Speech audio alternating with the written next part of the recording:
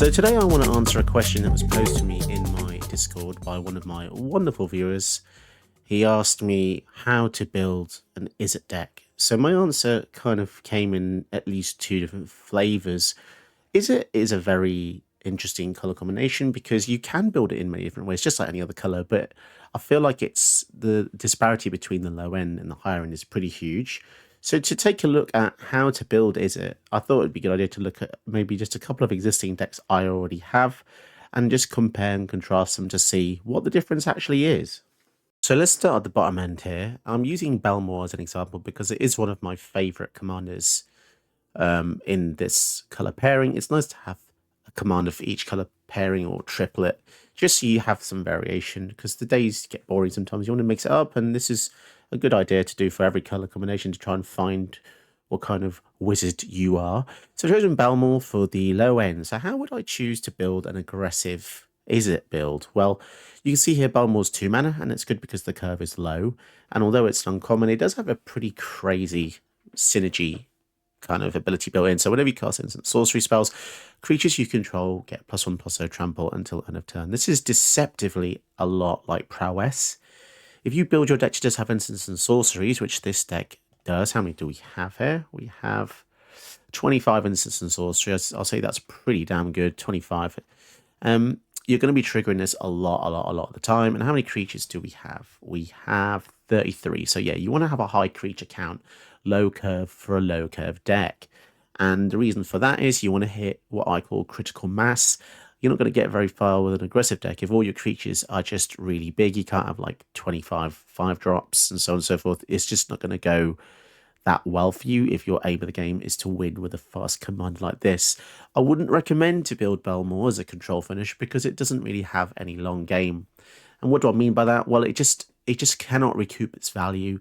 When you start paying 2 mana, 4 mana, 6 mana for this, it's going to become a lot more ineffective. We'll come to the high-end decks later on to see how those go. But so, yeah, Izzet's speciality is spell slinging. It's what it always wants to do, no matter how expensive or cheap your deck is. Belmore really takes advantage of this because it gives a pump. The trample of this is so unnecessary, but it works so well. The fact it's got flying as well. Flying and trample, flample, it's just so good. So on top of that, you want to have lots of small creatures that work really well together. Things like Soulscar Mage is great to deal with pesky creatures because you're going to struggle dealing with Indestructible and other things. So whenever you deal damage to your opponent's creatures non-combat wise, you're going to put counters on them instead of damage. So it kind of, in a way, it kind of says that damage doesn't leave on end step. There's a few cards that do this, but Soulscar Mage is actually pretty cool. What else do we have? Dragon's Rage Channeler, absolutely must have. Low curve aggressive creature used in multiple formats. It's just ludicrous. Surveilling 1, putting your stuff into the bin, including flashback spells or any way to use stuff from the graveyard like Faithless Looting. And the deck doesn't really care too much about what the spell is as long as it kind of has a cantrip built in.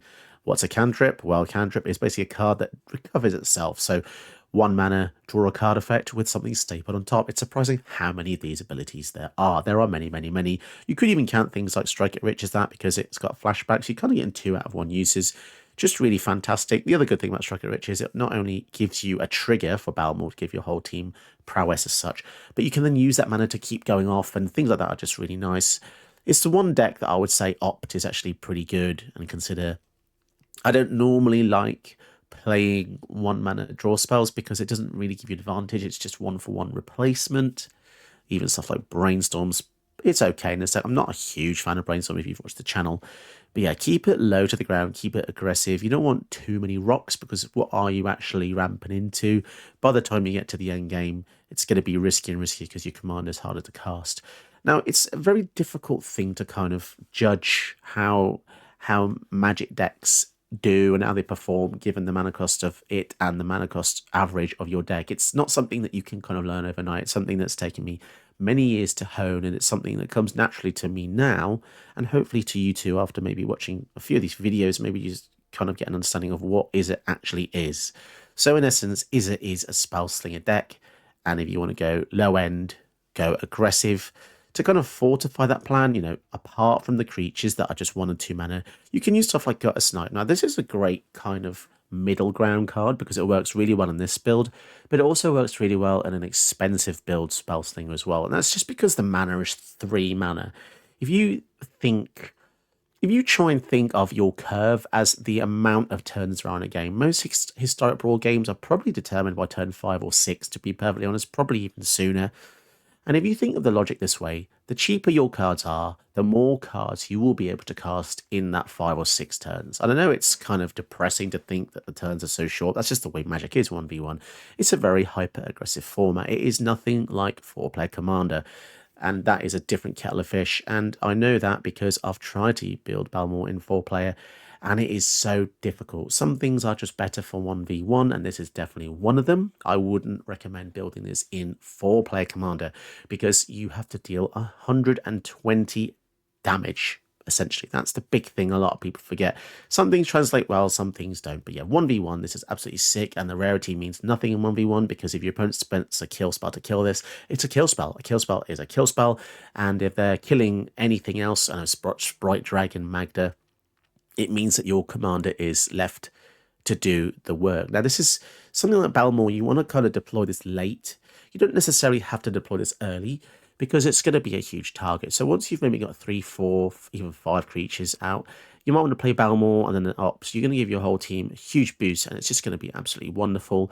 In order to also abuse the fact that the curve is really low, we do have some cheaty creatures, and by that I mean things with adventure or essentially anything with a split cost is really great, because although this is a terrible card by itself, we would never play a 5-mana 3/4 flying, never.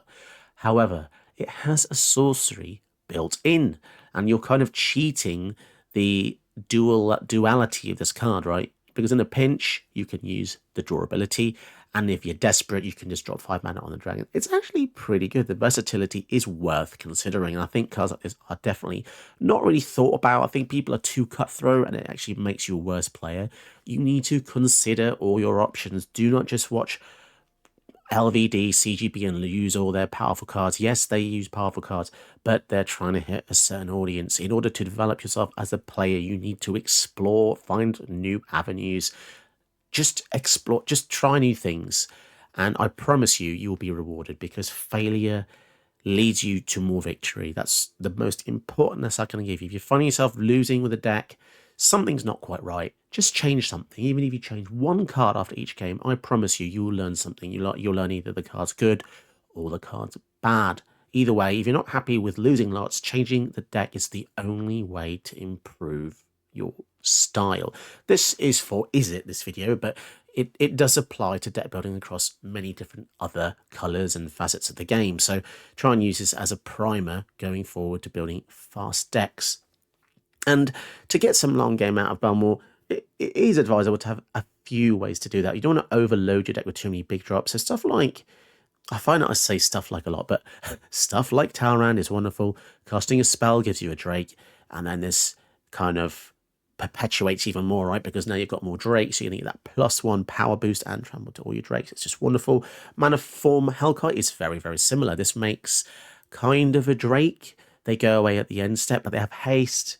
The ceiling on this is actually pretty cool. Also, the artwork is sick. But yeah, very, very similar to Talrand, just a different flavor. We've got another adventure card here, stable onto another dragon. Stormkiln artists give you treasures whenever you cast spells, so you can kind of build a storm deck if you really want to.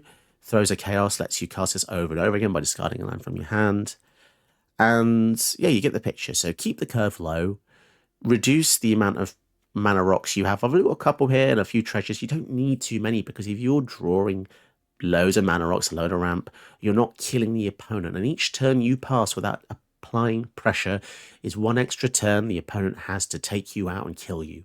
And that's just the way it goes with aggro. You have to be super aggressive, super min-max. If you do not optimize for aggro, you will not be able to beat with aggro. And I think aggro, weirdly enough, is one of the harder deck types to kind of get right in Historic Brawl. I feel like in 60 card, there's a lot of people that have mastered it, just like, because you've got 4 obs, right? When you have 4 obs in a game, it's so easy to just keep drawing them.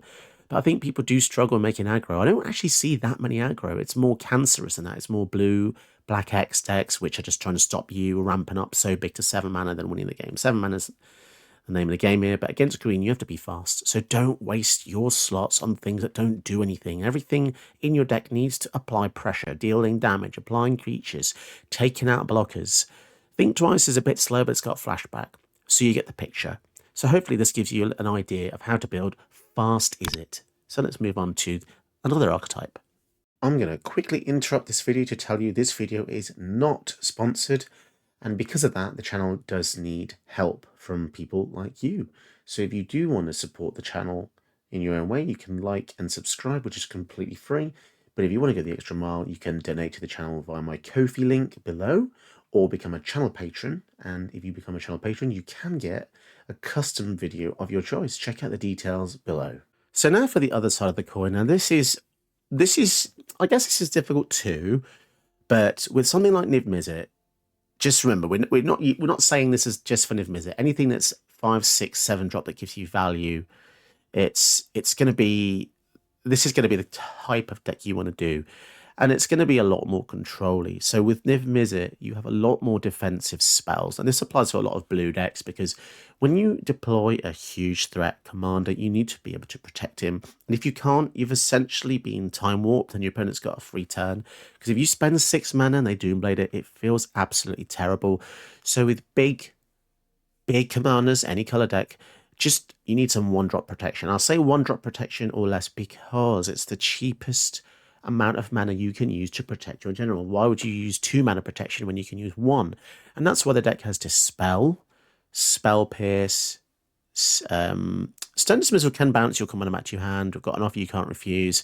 And one of my favorites for 5 or 6 drops is Pact of Negation. I don't really like giving away trade secrets all the time, but to be honest, my audience isn't so big anyway, so it's fine. The few of you who are dedicated and watch this, you deserve to know a few secrets because you've stuck around, you like the channel. Pact of Negation, absolutely fantastic. You cast Niv Mizzet. I know this can't be countered. That's fine. However, if your opponent has a kill spell in the turn you play this, you can just absolutely screw them over. And I've seen so many people concede. Cast a Niv Mizzet, they drop 2 mana for a Doomblade, you counter it, they're crying, and you just got to draw a card twice because it triggers off your spell and theirs. It is honestly so good. I think people are terrified of the fact that you have to pay 5 in your upkeep, but it's still good, especially if you have mana rocks out. The only downside, just be cautious of this, is if you don't have 5 lands out and you've got, let's say, 4 lands and a mana rock, and your opponent kills your mana rock, you will be screwed. So just be cautious.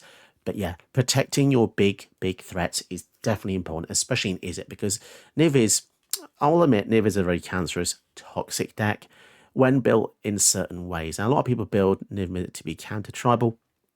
If you've seen my channel, you'll know I'm not a massive fan of counters. I've definitely evolved away from that playstyle. I don't like being reactive. I like to be proactive. I like to initiate death. I want to be the death machine going forward. And yes, we do have a few protection pieces, counter spell, memory lights, blah, blah, blah.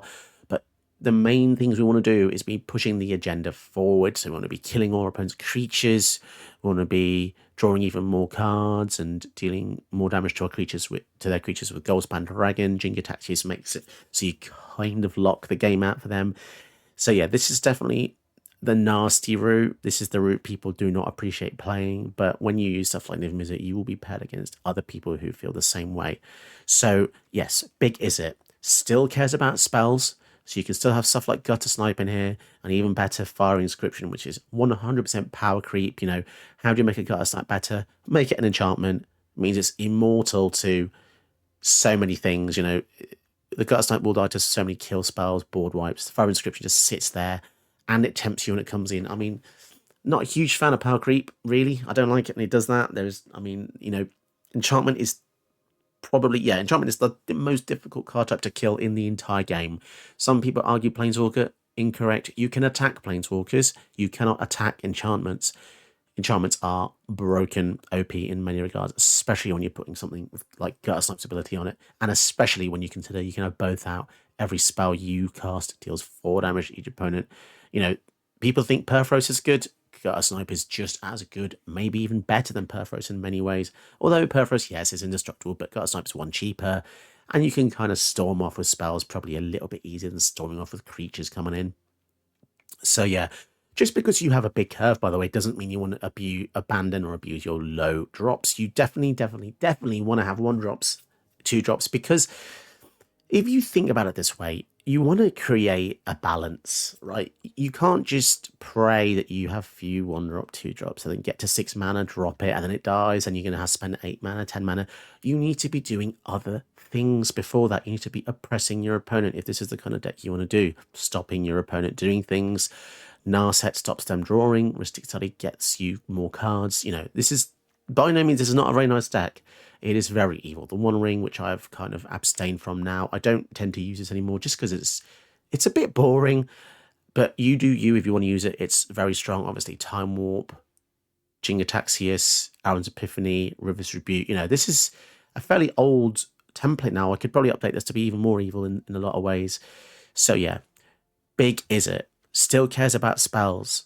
If you want to look at some kind of side grades, what can we just look at here to kind of compare other big spells? So let's look at the 6 and 7 range in particular for commanders, because this is the slower route, the more controlly route. So what do we have? Broody-clad. So this is a very different type of deck entirely. This cares about tokens and artifacts, which is very cool, very powerful, very different feel. Nera cares about spells. You kind of give your spells cascade in a way. Realm. Obviously, in paper, this isn't possible to do, but you could go more Planeswalker route, which feels pretty decent. It feels very Izzet to have a Ral in your command zone. This is actually not too bad. It's a bit slow, but it's really fun. Just to draw a card. You're on 2 cards a turn when this guy comes out. It's awesome. He can split a fireball 3 ways. That's actually pretty cool as well. -2, he did it twice. And then his ultimate is not too bad. -7, draw 7. And then deal 7 damage to each creature opponent's control. I actually really like this, and seeing this kind of makes me want to have it. But yeah, there's another flavor. Locust God, a classic example. I used to have this in paper. Again, in 4-player, it's so slow. It sounds epic, right? Because you get this guy out, and you get a brainstorm out. Suddenly you're drawing 3 cards, getting 3 locusts, 3 insects. It's very similar to Niv. They're quite analogous because Niv does the damage one-off and you draw a card, but Locust God makes perma damage because the insects stay. Whenever you draw, you get permanent 1 damage you can hit them with. It's got haste. Pretty cool. Obviously, Locust God has the advantage of if it dies, it comes back to your hand. It just depends on what you want to do. I think for more reliability, it's hard to say. I mean, Locust God is more reliable, but I feel like it's a lot more reactive. I don't know. I don't know how to explain it. Because at least with Niv, if someone kills it with a Guild Spell, you get a card to replace it. And I know Locust God comes back himself. It's a close one. I think this one just depends on what you feel like. I've got Niv Paron in paper. I used to have Locust God. I prefer Niv. It just gives you more cards. And in 4-play Commander, which is what I play mostly in real, well, it's the only thing I play in real life, giving you more cards is probably better than you getting Locust. I don't know. Depends on what you want to do. If you got Perforos or Locust God, that's going to be great. Krylox, this is new and untested, but it polymorphs stuff into play. Seems cool. Anovika, kind of like a power crept version of Locust God in a way, because this creates X goblins equal to the CMC of the non-creature spell. So I think it's kind of side grade, but it has got Ward 3. Yeah, it depends how you see things. Everyone has their own unique perspective. I think this is really sick as well. That's really cool. But yeah, you get the picture. Big Izzet is play something and then normally gives you some value of some kind. Normally physical value. When we looked at Balmor, it was temporary value. So that's a difference between low mana cost, high mana cost. And yeah, Niv Mizzet is definitely what I would go for. Archetypal big Izzet control. Now we could just quickly take a look. I don't have a mid-rangey one. So what is mid-range exactly? There's a few arguments. People tend to not like my description. But when I hear mid-range, I always think of the mana cost 4 to 5. Because you're kind of doing a bit of both. But the thing about mid-range that I don't like is it's almost like being... You don't really have a certain direction, so it's difficult. You're doing a bit of both. And that's why mid-range people probably struggle to build. Essentially, you could just call mid-range value. It's a bit nebulous. The term has always existed since I've played, really, mid-range. Because aggro is all about speed, getting in there quick at the cost of anything. You want to just deal the damage really quick. Control is obviously slower. Mid-range is just a bit of both. Kind of, let's just call it freestyle. Do what you want. But yeah, the mana cost normally... You're probably going to look about 3.5 to 4 as the average peak of a mid-range deck. None of these, by the way, are better than the others. They all have pros, they all have cons. Mid-range, I'd say to build a mid-range, Izzet in this game. There's not that many, are there? I thought there'd be more in this color range. Maybe let's extend it to 3. See, when we're looking at 3, I still class that as aggro because you've got Adeliz, who's very similar to Baylor. Badrick is an absolute asshole. He is a combo deck. I wouldn't use this. You'll get some frowns and bad people looking at you. Every Vadric deck I see is always extra turns. Anyway, I don't want to talk about that. I don't want to dwell on that. That is not what I promote. I don't really want to make extra turn decks. And I know Niv Mizzet, people can just go counter control extra turns. That's up to you. But yeah, my builds are just a lot more aggressive dealing damage, and I think that's a lot more favourable. People's spells resolve against Niv, they can kill it. There's other interplay. But yeah, mid-range, I think Jorah is perfect. She's kind of like the perfect epitome of mid-range. You're just playing lots of different types of spells, drawing cards. There's so many different versions of this. And yes, there's always the toxic one with Paradox Engine. People bloody love that card. But yes, we don't use it on this channel. It's boring. It's banned in Commander. Don't need to use it. I know how to use it. I can beat people with it. I don't need to prove to people that I can win with Paradox Engine. All right, I get it. If you want to use it, go ahead. But I will slap you in the face in real life if I see you use a Paradox Engine. Oh, well, also it's banned in Commander, so there you go. So yeah, Jorah, if you just want to go drawing cards tribal, absolutely fantastic. She's beautiful for that. Galazet's a bit, it's okay. Your treasures, your artifacts, tap for spell mana. I think that's kind of cool. This is definitely more of a casual style build, although there's probably some ridiculous version of it. But saying that, there's always a ridiculous version of everything, isn't there? So let's not look at that at face value, because everything that's fun or good can be abused. So we'll just look at kind of the raw data we have. Rail Storm Conduit. Yeah, this guy's pretty decent as well. He can copy stuff. Again, people like to do extra turns with that one. This Rail's a bit nicer. Just gives you value. You can kill stuff. This is what you want your Planeswalkers to do. I think he's probably a lot better than the 6-mana one. Well, the 6-mana one was designed for the 60-card intro deck, so that really doesn't make sense, to be honest. And yeah, I think those are the kind of like the standouts. Faraday is actually kind of cool if you want a very different style of deck. The only dice tribal commander in the game at the minute. So this is something I would definitely promote because it's fun. You want to perpetuate fun. You want people to have fun. Because if your job is to make someone miserable, those people are going to go away and they'll never come back and you're not going to have any friends. If your goal is to not have friends, then continue on the path of extra turns. But yes, Faraday. Friends are good. It's good to have friends.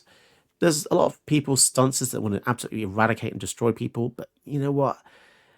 Life's too short to make enemies. Let's just have fun. Use dice decks. And the one I made, pretty strong. You can still win with it, by all means. So I think that kind of covers the 3 different speeds of deck editing for Izzet. As I said, it does cover, broadly speaking, a lot of other colours as well. I think the thing that makes Izzet stand out from the other colors, let's talk about that because that's probably why you're here, is just the spell slinger side. You know, it is the spell slinger colors, and basically instants and sorceries being thrown left, right, and center, and rewarding you basically for doing that. You can go down the dark path of counter spells, that's fine. You can go down the path of copying things as well. But yeah, I'd say Izzet is probably quite a sweaty color combination, to be perfectly honest. If I was going to be frank, it's one that is, when Niv Mizzet first came out, Perrin, this used to be absolutely OP and crazy, but yeah, since time's gone on, you know, things flatten out, people find answers, people get used to answers. If you use this card, you will be in high tier queues, so just so you know. But yeah, just take out some counters and see what happens. I mean, you might reduce your queue status as such. You know, the more powerful cards in your deck, the more powerful your opponents will be. That's just how the algo goes. And I've tested that multiple times on fresh accounts. No gameplay's been done. Made historic Brawl decks, put powerful cards in, and you'll face very powerful decks. So just be cautious of that. So yeah, Izzet, whatever way you go, spell slinger forward, into your decks, big dragon drawing, little tiny man smashing face with weenies, or the mid-range. We just kind of want to durdle a bit, and I think durdling's good. That's a good space to be in. And there you have it. That's kind of like my little primer for building Izzet. I feel like videos like this are hopefully should be quite helpful. I do feel like people struggle with the more technical colours. You know, I probably won't do this for monocolor because monocolor is kind of self-explanatory, and it's kind of like baked beans on a tin. You open the tin, it's baked beans. Pretty simple. I think things get interesting when you combine 2 or more colors.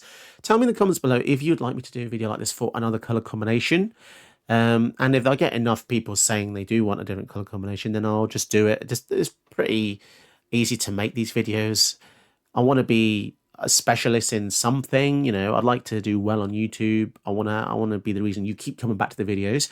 So yeah, support the channel by liking and subscribing. It just really helps, and it's completely free. You don't have to pay anything, but you can also support the channel if you really want to by Ko-fi and Patreon, where you can donate that way as well. It really helps. YouTube doesn't pay very well. Watch more of my videos. I've got plenty more tutorials, and I hope you like this one, Rogue Warlock. This one was for you. Great suggestion. And as I said, in the comments below, tell me if you'd like a primer for another color combination, because I think this could be quite a cool little series. Part of me wanted to do this in a sequence because I've got OCD, you know. I want to do white, blue, blue, black, black, red, but no, it's fine. I was doing a random order. It doesn't matter. You know, people have different tastes, and hopefully this helps. Until next time, watch more videos. Did you know that you can help my channel by watching another one of my videos? Go ahead, you know you want to.